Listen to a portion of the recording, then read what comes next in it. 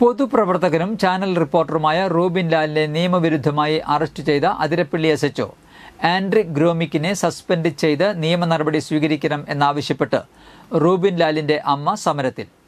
Police സേനയ്ക്ക് നാണക്കേടുണ്ടാക്കി എന്ന് വകുപ്പുതല അന്വേഷണത്തിൽ കണ്ടെത്തിയിട്ടും സസ്പെൻഡ് ചെയ്യാത്തതിനെതിരെ ചാലക്കുടി ജനകീയ കൂട്ടായ്മ അതിരപ്പള്ളി പോലീസ് സ്റ്റേഷനിലേക്ക് നടത്തിയ പ്രതിഷേധ മാർച്ച് ഉദ്ഘാടനം ചെയ്ത് സംസാരിക്കുകയായിരുന്നു അവർ. അതിരപ്പള്ളി പഞ്ചായത്ത് ഓഫീസിന് മുന്നിൽ നിന്നും ആരംഭിച്ച മാർച്ച് പോലീസ് സ്റ്റേഷന് സമീപം തടഞ്ഞു.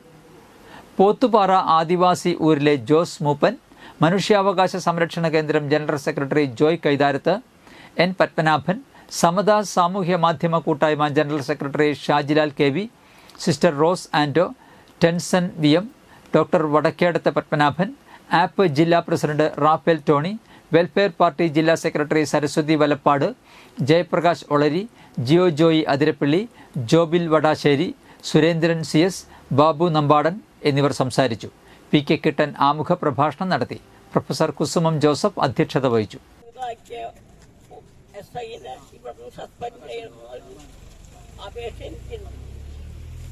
എന്നിങ്ങനെ ചെയ്താൽ ഞങ്ങളെ ഈ പാവപ്പെട്ട നാട്ടുകാരൊക്കെ എങ്ങനെ കഴിച്ചു കൂട്ടും?